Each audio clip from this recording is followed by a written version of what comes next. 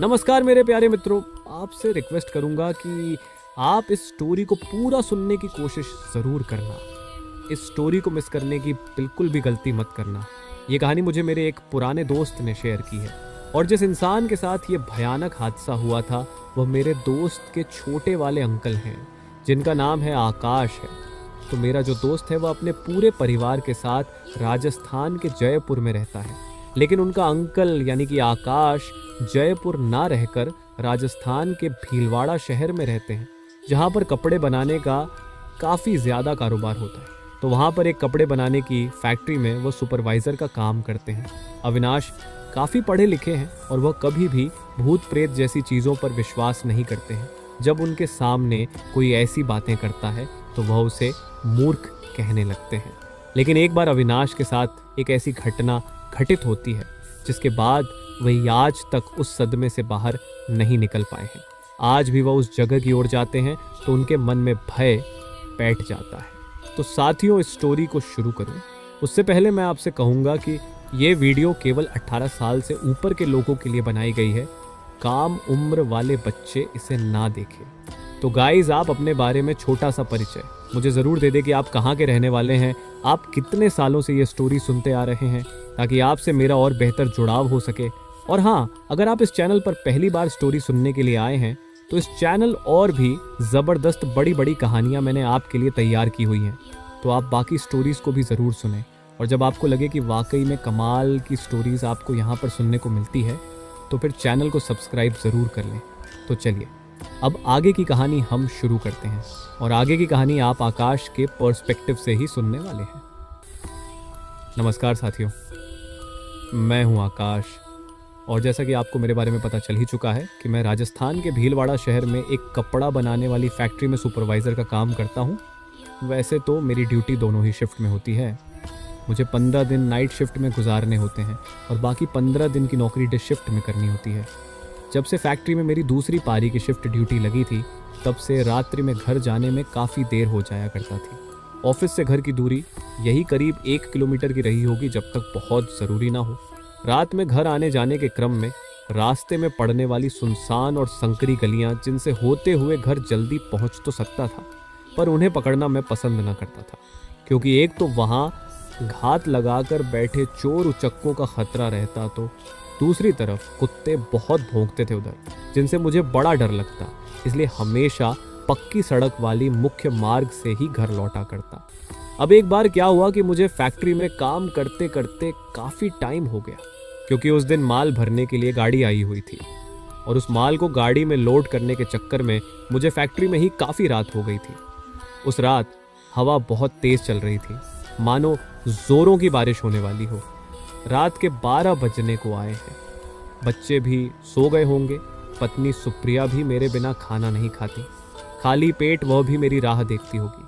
यही सब सोचते और टिफिन बॉक्स हाथ में लटकाए मैं तेज कदमों से घर की तरफ निकल पड़ा। कुछ दूर चलने के बाद आज उस संकरी और कच्ची गली की राह ले लिया ताकि जल्दी से घर पहुंच सकूं। हालांकि मैं कभी भी इसे गली से जाना पसंद नहीं करता था, जिसका कारण मैंने आपको पहले ही बताया है, लेकिन क्योंकि उस दिन मैं काफ़ी लेट हो गया था तो मजबूरन मुझे उस गली के रास्ते को पकड़ना पड़ा। इतनी रात और ऊपर से ये सुनसान और संकरी गली, मुझे डर भी लग रहा था, क्योंकि कुत्ते सतर्क होते दिखने लगे थे, मानो कोई अनजाना अनचाहा मेहमान चला आ रहा हो। उनकी तरफ वैसे मानव हो या ये कुत्ते बिन बुलाए मेहमान किसी को पसंद नहीं आते। अपने इलाके में रात में आने जाने वाले हर एक इंसान को पहचानते हैं। ये जानवर किसी तरह मैं डर डर के आगे बढ़ता रहा। चोरों का ख्याल मन में आते ही शादी में मिली। वो कलाई घड़ी खोलकर जेब में डाल ली। सासू माँ की अमानत, वह घड़ी उनकी आन बाण और शान थी, जिसका कुशल क्षेम वह अक्सर पूछ ही लिया करती थी। सुनहरे रंग की उस घड़ी की उच्च गुणवत्ता से सभी को परिचित कराने में गौरवान्वित महसूस करते उनके चेहरे पर उठता वह चमक देखते ही बनता था। नहीं चाहता था कि मेरी पूज्यनीय सासू माँ के मन को तनिक भी ठेस पहुंचे। इधर गली में भीतर की ओर बढ़ने पर अब वह और सक्रिय हो चली थी। इतनी सक्रिय कि 2 से 3 आदमी एक साथ आ जा तो आगे पीछे होकर चलना पड़ता। फिर सड़क कच्ची भी थी और कहीं कहीं से टूटी फूटी सो अलग बड़े धैर्यवान होंगे इस गली के निवासी जो इन रास्तों से रोज आते जाते होंगे।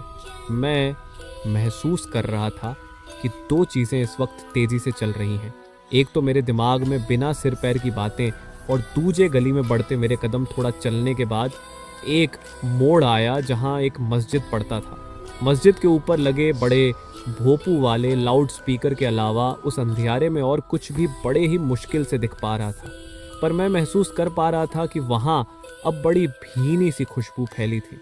साथ ही ठंड भी थोड़ी थोड़ी बढ़ चुकी थी अपनी धुन में। मैं अपने गंतव्य की ओर बढ़ता रहा। थोड़ा ही आगे बढ़ा था कि पीछे से किसी के कदमों की आहट सुनाई देने लगी। अभी तक कोई तो ना था मेरे आसपास। यकायक यह किधर से आ गया? कौन है ये? कोई कुत्ता, कोई चोर, या फिर मेरा भ्रम? डर भी लग रहा था। ना लूटना चाहता था मैं और ना ही इंजेक्शन लेने का मन था। इसी संशय में मेरे कदम और तेज होने लगे, पर कदमों की वह आहट अभी भी मेरा पीछा कर रही थी। अभी तक डरावनी होती यह अंधेरी गली भी खत्म नहीं हुई थी। इसे पार करने में थोड़ा और समय लगने वाला था, पर अब मुझसे रहा ना गया और बड़ी हिम्मत करके पलट कर देख ही लिया। पलट कर देखा तो मेरे रोंगटे खड़े हो गए। अचानक से ऐसा लगा जैसे मेरे दिल ने मानो धड़कना बंद कर दिया हो। आधी रात को इस सुनसान सड़क पर मेरे अलावा सफ़ेद साड़ी में लिपटी हुई एक औरत मुझे दिखाई दे रही थी, और वह बड़े ही तेज कदमों से मेरी तरफ बढ़ती चली जा रही थी। तेज कदमों से बढ़ी चली आ रही उस स्त्री को देखकर जान पड़ रहा था मानो उसे भी इस अंधेरी तंग गली का एकाकीपन डसने लगा हो। सफ़ेद साड़ी में लिपटी होने की वजह से उसे इस अंधेरे में भी आसानी से देख पा रहा था। मन को अब इत्मीनान हुआ और शांत चित्त होकर सहजता से आगे बढ़ता रहा। अचानक से महसूस हुआ जैसे वह स्त्री ठीक मेरे पीठ पीछे खड़ी होकर मुझे आवाज़ लगा रही हो, थोड़ा रुकिए। अचानक मैं दोबारा पलटा देखा कि सच में पीठ पीछे खड़ी वह तरुणी मुझसे कुछ कहना चाह रही थी। तीखे नैन, ओजस्वी चेहरा, सुराहीदार कमर, पिंडलियों तक छूते सुनहरे घने बाल, कद काठी से वह कोई अप्सरा मालूम पड़ रही थी। सफ़ेद साड़ी में खड़ी वह स्त्री अंधेरे को चीरती हुई अपनी एकमात्र उपस्थिति दर्ज करा रही थी। मैंने पूछ लिया, जी कहिए क्या बात है? जवाब में उस स्त्री ने निवेदन किया कि कृपया साथ साथ चलिए, अंधेरा होने की वजह से मुझे डर लग रहा है। तब पता चला कि हम दोनों की हालत एक जैसी ही थी। मैंने भी सहमति में अपना सिर हिला दिया। अब हम दोनों एक साथ आगे बढ़े जा रहे थे। इतनी रात गए इस सुनसान गली में, वह भी अकेले घर से बाहर निकलने का कारण मैंने उस स्त्री से जानना चाहा, परंतु कोई उत्तर न मिला। फिर मैंने चुप रहने में ही अपनी भलाई समझी।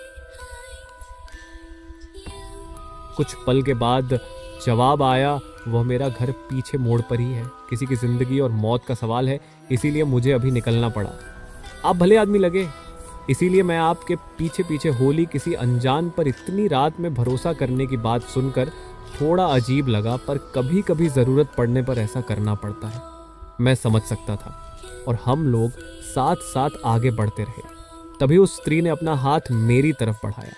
उसके हाथों में एक चमकती हुई अंगूठी थी। मेरे मुंह से अनायास निकला, क्या है ये? उस स्त्री ने जवाब दिया, आप इसे पहन लीजिए, यह आपके काम आएगा, आपको डर भय से ऊपर ले जाएगा और पूरी ताकतों से भी बचाएगा। उसे साफ इनकार करते हुए मैंने खुद को उस अंगूठी से दूर किया और थोड़ा पीछे खिसका। मैंने कहा, देखिए ऐसा है कि मैं इन सब दकिया अनुसी बातों में यकीन नहीं करता, इसलिए बेहतर होगा कि आप इसे मुझसे दूर रखें। मैंने बेरुखी पूर्ण जवाब देकर उस अंगूठी को लेने से साफ इनकार कर दिया। पर एक बात गौर करने लायक थी कि इतने बेरुखी भरे रवैये के बाद भी वह स्त्री तनिक भी विचलित न हुई और बिल्कुल शांत चित्त होकर खड़ी रही उसके साथ, कि व्यवहार पर मुझे भीतर से आत्मग्लानि भी महसूस हो रही थी। हालांकि मुझे पता था कि मैंने जो भी किया सही किया। गली भी अब खत्म होने वाली थी और पक्की सड़क मैं अपने सामने देख सकता था। तभी वह स्त्री रुकी और मुझसे आगे बढ़ते रहने के लिए कहा और मुझे कहा, कुछ ज़रूरी सामान घर पर ही भूल गई हूँ, इसीलिए वापस जाना पड़ेगा। और वह वापस गली के भीतर लौटने लगी। उसके साथ चलकर मैंने उसे घर तक छोड़ने की बात कही तो बड़ी विनम्रता से उसने मना कर दिया। तब एक दूसरे से विदा लेकर हम दोनों अपने अपने गंतव्य की ओर बढ़ चले। घर आकर हाथ मुंह धोया, पूरा बदन दर्द से दुख रहा था और शायद हल्का बुखार भी था। मेरे कदमों की आहट से सुप्रिया भी जाग चुकी थी। से खाना खाने के लिए पूछा तो मैंने मना कर दिया और उसे खाने को बोलकर बिछावन पर चला गया। सुबह 5 बजे से मेरी दिनचर्या शुरू हुई। तड़के तड़के उठकर सुबह का व्यायाम, नहा धोकर बेटे को स्कूल पहुंचाना, फिर खुद नाश्ता करके फैक्ट्री के लिए निकलना।